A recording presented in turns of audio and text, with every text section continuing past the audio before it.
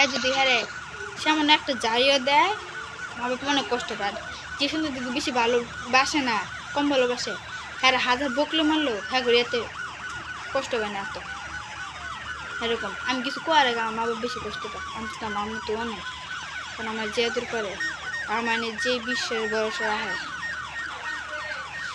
আমার নিয়ে আমার কত স্বপ্ন, আমার অনেক দূর পর্যন্ত লেখাপড়া করবো। আমার দরকার লাগলে বয়স হয়ে গেলে বিক্রি করে হলে আমার পড়াইবো।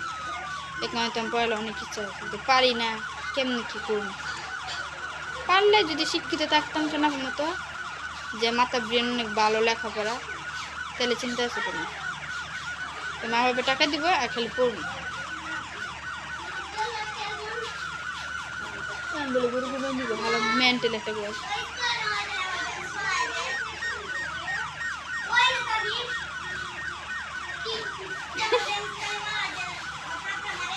আজকে তো আমি ইংরেজি দুসায় দিয়েছি স্কুলে কতক্ষণ জানি কেউ যাইতে রাস্তায় বিদায় দিয়েছে ওরা কতক্ষণ বইকে উড়ে ধরে আমার বইবে না।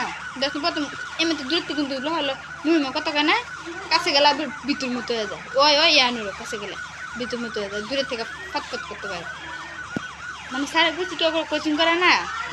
তো বড় স্যার কইছে যে তোমার ঘরে ওয়ানের সামনে দিবা আর টুয়ের তুমি পিছিয়ে দিবা। টুয়েরে কি করছে অনেক আগে আগে এটি শুরু না, এটি ব্যাগ মুহূর্ত গুছাইতে গুছাইতে তো শেষ।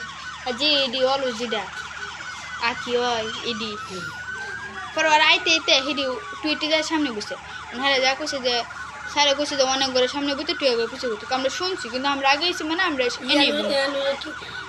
আমি মেয়ে কি চুয়ে পড়ে তুমি তো টুয়ে পাবো কি কয় আমি এনে পড়ি।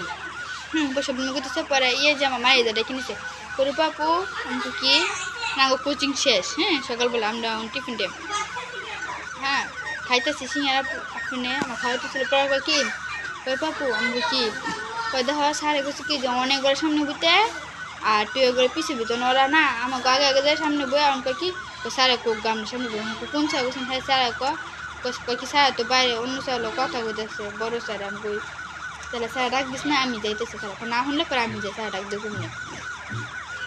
তাই আমি